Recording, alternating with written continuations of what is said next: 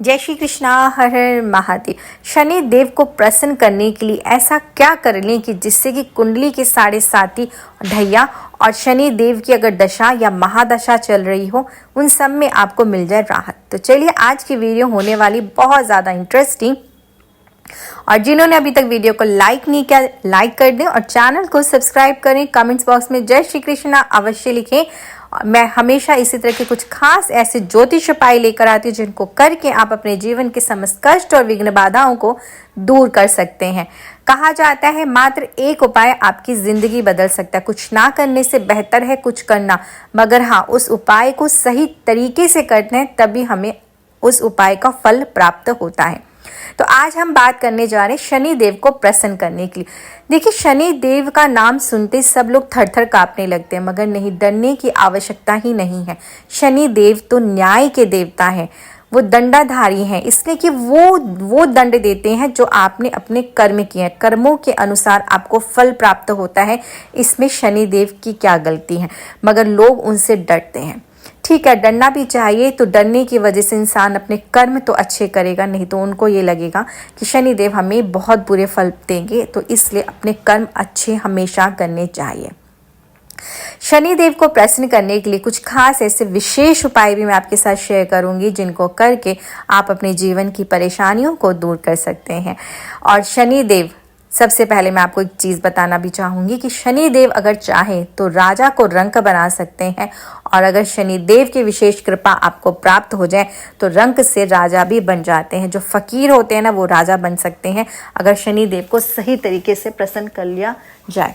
तो आज मैं आपके साथ यही उपाय शेयर करूँगी। जैसे कि आपने देखा होगा कि शनि देव को प्रसन्न करने के लिए हम कई लोहे की चीज़ों का दान करते हैं। तो क्या चीज़ें जो हम दान करें जिससे शनिदेव प्रसन्न हो? तो सबसे पहले आप लोहे के जो बर्तन कटोरियाँ होती हैं या लोहे के जो दीपक होते हैं, उस तरह की चीज़ अगर आप दान करते हैं, या काला तिल दान करते हैं, काले कंबल या काला छाता, या इस तरह की चीज़ें जब आप दान करते हैं तो इससे शनिदेव प्रसन्न होते हैं। मगर आपने कई बार ऐसा देखा होगा कि शनिदेव के ऊपर की जो मूर्ति होती है उनके ऊपर तेल चढ़ा दिया जाता है और उसी तेल के अंदर काला तिल और लोहे की कील डालकर चढ़ाया जाता है। तो ऐसा नहीं करना चाहिए, इसलिए कि एक बार शनिदेव को युद्ध में घाव लग गए थे। उस घाव को सही करने के लिए सरसों का तेल उन्होंने इस्तेमाल किया और उससे उनके घाव सही हो गए। तो इसी वजह से शनि देव पर तेल अर्पण किया जाता है जिससे कि उनके घाव सही हो सके, और जब वो सही होते हैं और प्रसन्न होते हैं, उनके जख्म सही होते हैं, तो इंसान के जीवन में चल रही वो परेशानियां भी दूर होती हैं। मगर उसमें काले तिल और साथ में लोहे की कील मिला देने से उनके जख्म और बढ़ जाते हैं। आप खुद सोचिए ना, आपके ऊपर अगर कोई कील छोड़ेगा तो आपके ऊपर जख्म ज़्यादा ही होंगे। उसी प्रकार से शनि देव के ऊपर आपको कील अर्पण नहीं करनी होती है, सरसों का तेल अर्पण किया जाता है।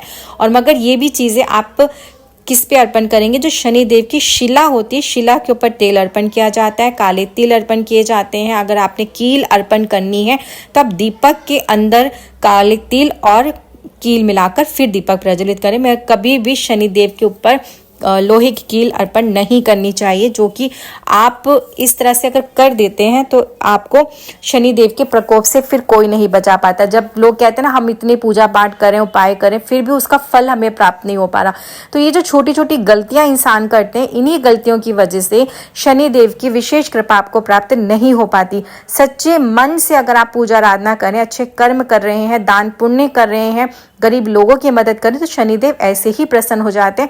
जरूरी नहीं कि आप उनके ऊपर काला तिल, तेल और लोहे की कील अर्पण करेंगे तो आपके 7.5 ढैया में आपको राहत मिलेगी। मगर आपने ये उपाय करने हैं तो जैसे मैंने आपको बताया, अगर आपको काला तिल और लोहे की कील अर्पण करनी है तो आप मिट्टी का दीपक लेके सरसों के तेल की बाती बनाएं, उसमें सरसों का तेल डाल दे, बाती लंबी बनाएं, उसके अंदर कील डालें, थोड़ा सा आपने काला तिल डालना है। मगर ये दीपक आप पीपल के पेड़ के पास जलाएं, इसलिए कि पीपल के पेड़ की पूजा आराधना करने से शनि देव प्रसन्न होते हैं। और साथ में मैं आपको बता दूं, पीपल के वृक्ष में साक्षात माँ लक्ष्मी भगवान श्री विष्णु के साथ में विराजमान होती है, त्रिदेवों का वास होता है। तो पीपल के वृक्ष की पूजा आराधना करने से शनि देव, आपके त्रिदेव और साथ में महालक्ष्मी प्रसन्न होती हैं। तो आप पीपल के वृक्ष के पास इस तरह से करें, पीपल के वृक्ष की परिक्रमा लगाएं साथ, और कच्चा सूत लपेटे शनिवार के दिन दीपक प्रज्वलित करें, तो इससे शनिदेव प्रसन्न होते हैं। और शनि देव की जब आप पूजा आराधना करें तो कभी भी उनके समक्ष बिल्कुल सीधे खड़े होकर हाथ जोड़ के प्रार्थना नहीं करनी चाहिए। उनसे थोड़े से तिरछे होकर आप प्रार्थना करें। कभी समक्ष सामने खड़े होकर प्रार्थना आंखों में आंखें मिला के शनिदेव के नहीं करनी चाहिए। और जब भी आप पूजा आराधना शनिदेव की कर रहे हैं तो पश्चिम दिशा की तरफ अपना मुख करके पूजा आराधना करें। इससे आपके ऊपर शनिदेव की विशेष कृपा आपको प्राप्त होती है। और इन चीज़ों का विशेष कर ध्यान रखें। और अगर आपने दान करना है तो इन चीज़ों का दान करें।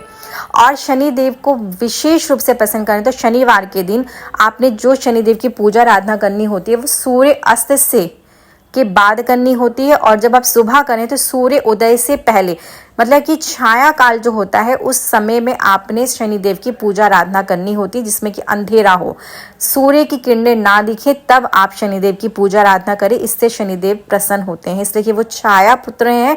तो आपने अंधेरे का विशेष ध्यान रखना होता है। सुबह कर रहे हैं तो आप सूर्योदय से पहले करें, और शाम को करते हैं तो सूर्यास्त के बाद आपने शनिदेव की पूजा आराधना करनी होती है। और शनि देव के समक्ष आप अगर शुद्ध मतलब सरसों के तेल का दीपक प्रज्वलित करें तो उसमें 2 लौंग डालें फूल वाली, और फिर दीपक जलाएं और अपनी मनोकामना बोलें। इस तरह से आप कम से कम 7 शनिवार करते हैं तो शनिदेव की विशेष कृपा आपको मिलेगी। आपके जीवन में चले जो भी कष्ट और परेशानियां वो दूर होंगे। और लौंग का दान करने से आपके राहु केतु भी शांत होते हैं। शनि की महादशा या प्रकोप कुछ भी चला है उसमें भी आपको राहत मिलती है। तो ये छोटी छोटी चीज़ों का ध्यान रखें और इस तरह से आप ये उपाय करें जिससे कि आपके जीवन में शनिदेव की विशेष कृपा आपको प्राप्त हो, जीवन के कष्ट और विघ्न बाधाएं आपकी दूर हो सके। तो अब मुझे आज्ञा दीजिए, फिर आती कुछ ऐसे खास ज्योतिष उपाय के साथ में। आप सभी का दिन मंगलमय हो। जय श्री कृष्णा। हर हर महादेव।